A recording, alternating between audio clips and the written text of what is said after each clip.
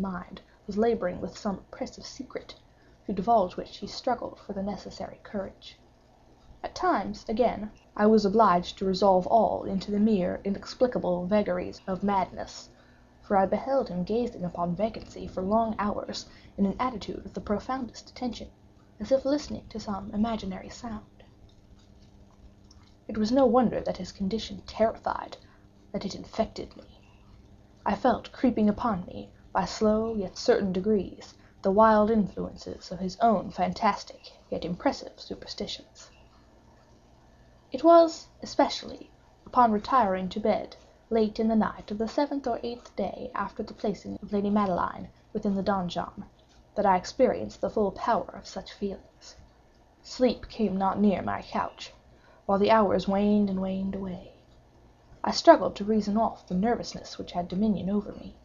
I endeavored to believe that much, if not all, of what I felt, was due to the bewildering influence of the gloomy furniture of the room, of the dark walls and tattered tapestries, which, tortured into motion by the breath of a rising tempest, swayed fitfully to and fro upon the walls, and rustled uneasily about the decorations of the bed. But my efforts were fruitless. An irrepressible tremor gradually pervaded my frame, and at length there sat upon my very heart an incubus of utterly causeless alarm. Shaking this off with a gasp and a struggle, I uplifted myself upon the pillows, and, peering earnestly within the intense darkness of the chamber, hearkened, I know not why, except that an instinctive spirit prompted me, to certain low and indefinite sounds which came, through the pauses of the storm, at long intervals, I knew not whence. Overpowered by an intense sentiment of horror, unaccountable, yet unendurable, I threw on my clothes with haste, for I felt that I should sleep no more during the night, and endeavored to arouse myself from the pitiable condition into which I had fallen, by pacing rapidly to and fro through the apartment. I had taken but a few turns in this manner, when a light step on an adjoining staircase arrested my attention. I presently recognized it as that of Usher. In an instant afterward he rapped, with a gentle touch, at my door, and entered, bearing a lamp. His countenance was, as usual, cadaverously wan, but, moreover, there was a species of mad hilarity in his eyes, and evidently restrained hysteria in his whole demeanor. His air appalled me, but anything was preferable to the solitude which I had so long endured, and I even welcomed his presence as a relief. "And have you not seen it?" he said abruptly, after having stared about him for some moments in silence. "Have you not then seen it? But stay, you shall." Thus speaking, and having carefully shaded his lamp, he hurried to one of the casements, and threw it freely open to the storm. The impetuous fury of the entering gust nearly lifted us from our feet. It was, indeed, a tempestuous yet sternly beautiful night, and one wildly singular in its terror and its beauty. A whirlwind had apparently collected its force in our vicinity, for there were frequent and violent alterations in the direction of the wind, and the exceeding density of the clouds, which hung so low as to press upon the turrets of the house, did not prevent our perceiving the lifelike velocity with which they flew careering from all points against each other, without passing away into the distance. I say that even their exceeding density did not prevent our perceiving this, yet we had no glimpse of the moon or stars, nor was there any flashing forth of the lightning. But under the surfaces of the huge masses of agitated vapor, as well as all terrestrial objects immediately around us, were glowing in the unnatural light of a faintly luminous and distinctly visible gaseous exhalation which hung about and enshrouded the mansion. "You must not, you shall not behold this," said I, shudderingly, to Usher, as I led him, with a gentle violence, from the window to a seat. "These appearances, which bewilder you, are merely electrical phenomena, not uncommon, or it may be that they have their ghastly origin in the rank miasma of the tarn. Let us close this casement. The air is chilling and dangerous to your frame. Here is one of your favorite romances. I will read, and you shall listen, and so we will pass away this terrible night together." The antique volume which I had taken up was the Mad Tryst of Sir Lancelot Canning, but I had called it a favorite of Usher's more in sad jest than in earnest, for in truth there was little in its uncouth and unimaginative prolixity which could have had interest for the lofty and spiritual ideality of my friend. It was, however, the only book immediately at hand, and I indulged a vague hope that the excitement which now agitated the hypochondriac might find relief, for the history of mental disorder is full of similar anomalies, even in the extremeness of the folly which I should read. Could I have judged, indeed, by the wild, overstrained air of vivacity with which he hearkened, or apparently hearkened, to the words of the tale, I might well have congratulated myself upon the success of my design. I had arrived at that well-known portion of the story when Ethelred, the hero of the tryst, having sought in vain for peaceable admission into the dwelling of the hermit, proceeds to make good an entrance by force. Here, it will be remembered, the words of the narrative run thus: "And Ethelred, who was by nature of a doughty heart, and who was now mighty withal, on account of the powerfulness of the wine which he had drunken, waited no longer to hold parley with the hermit, who, in sooth, was of an obstinate and maliceful turn, but, feeling the rain upon his shoulders, and fearing the rising of the tempest, uplifted his mace outright, and, with blows, made quickly room in the flankings of the door for his gauntleted hand. And now, pulling therewith sturdily, he so cracked and ripped and tore all asunder, that the noise of the dry and hollow-sounding wood alarmed and reverberated throughout the forest." At the termination of this sentence I started, and for a moment paused, for it appeared to me, although I at once concluded that my excited fancy had deceived me, it appeared to me that, from some very remote portion of the mansion, there came, indistinctly, to my ears, what might have been, in its exact similarity of character, the echo, but a stifled and dull one, certainly, of the very cracking and ripping sound which Sir Lancelot had so particularly described. It was, beyond doubt, the mere coincidence alone which had arrested my attention, for, amid the rattling of the sashes of the casements and the ordinary commingled noises of the still increasing storm, the sound, in itself, had nothing surely which should have interested or disturbed me. I continued the story.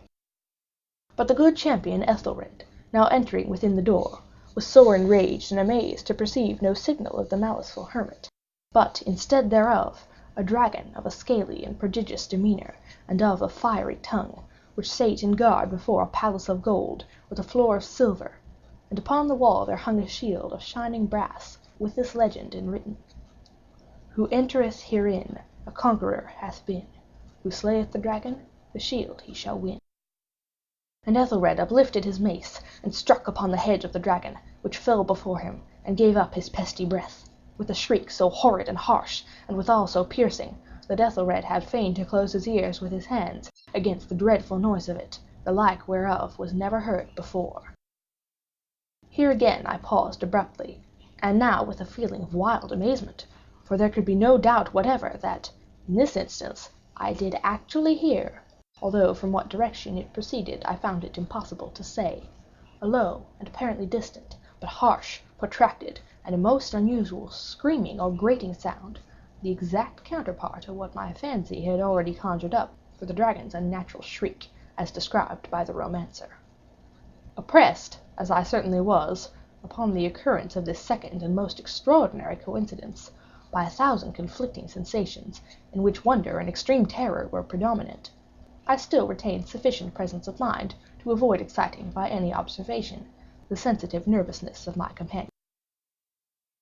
I was by no means certain that he had noticed the sounds in question, although, assuredly, a strange alteration had, during the last few minutes, taken place in his demeanor. From a position fronting my own, he had gradually brought round his chair, so as to sit with his face to the door of the chamber, and thus I could but partially perceive his features, although I saw that his lips trembled as if he were murmuring inaudibly. His head had dropped upon his breast, yet I knew that he was not asleep, from the wide and rigid opening of the eye as I caught a glance of it in profile.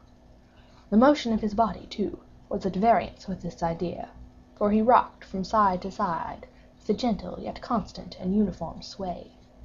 Having rapidly taken notice of all this, I resumed the narrative of Sir Lancelot, which thus proceeded. And now, the champion, having escaped from the terrible fury of the dragon, bethinking himself of the brazen shield and of the breaking up of the enchantment which was upon it, removed the carcass from out of the way before him, and approached valorously over the silver pavement of the castle to where the shield was hung upon the wall, which in sooth tarried not for his full coming, but fell down at his feet upon the silver floor, with a mighty, great, and terrible ringing sound. No sooner had these syllables passed my lips than, as if a shield of brass had indeed, at that moment, fallen heavily upon a floor of silver, I became aware of a distinct, hollow, metallic, and clangorous, yet apparently muffled reverberation. Completely unnerved, I leapt to my feet, but the measured rocking movement of Usher was undisturbed. I rushed to the chair in which he sat. His eyes were bent fixedly before him, and throughout his whole countenance there reigned a stony rigidity. But, as I placed my hand upon his shoulder, there came a strong shudder over his whole person, a sickly smile quivered about his lips, and I saw that he spoke in a low, hurried, and gibbering murmur, as if unconscious of my presence. Bending closely over him, I at length drank in the hideous import of his words. "Not hear it? Yes, I hear it, and have heard it. Long, many minutes, many hours, many days have I heard it, yet I dared not. Oh, pity me, miserable wretch that I am! I dared not speak. We have put her living in the tomb. Said I not that my senses were acute? I now tell you that I heard her first feeble movements in the hollow coffin. I heard them many, many days ago, yet I dared not speak. And now, tonight, Ethelred, ha! The breaking of the hermit's door, and the death cry of the dragon, and the clangor of the shield, say rather, the rending of her coffin, and the grating of the iron hinges of her prison, and her struggles within the coppered archway of the vault. Oh, whither shall I fly? Will she not be here anon? Is she not hurrying to upbraid me for my haste? Have I not heard a footstep on the stair? Do I not distinguish that heavy and horrible beating of her heart? Madman! Here he sprang furiously to his feet and shrieked out his syllables, as if in the effort he were giving up his soul. Madman! I tell you that she now stands without the door! As if in the superhuman energy of his utterance there had been found the potency of a spell, the huge antique panels to which the speaker pointed threw slowly back upon the instant their ponderous and ebony jaws. It was the work of the rushing gust, but then, without those doors, there did stand the lofty and enshrouded figure of the Lady Madeline of Usher. There was blood upon her white robes, and the evidence of some bitter struggle upon every portion of her emaciated frame. For a moment she remained trembling and reeling to and fro upon the threshold, then, with a low, moaning cry, fell heavily inward upon the person of her brother, and in her violent and now final death agonies bore him to the floor, a corpse, and a victim to the terrors he had anticipated. From that chamber and from that mansion I fled aghast. The storm was still abroad in all its wrath as I found myself crossing the old causeway.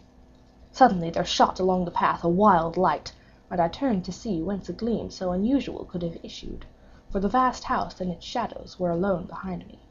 The radiance was that of the full, setting and blood-red moon, which now shone vividly through that once barely discernible fissure of which I have spoken as extending from the roof of the building in a zigzag direction to the base. While I gazed, this fissure rapidly widened. There came a fierce breath of the whirlwind. The entire orb of the satellite burst once upon my sight. My brain reeled as I saw the mighty walls rushing asunder. There was a long, tumultuous shouting sound, like the voice of 1,000 waters, and the deep and dank tarn at my feet closed sullenly and silently over the fragments of the House of Usher. End of The Fall of the House of Usher.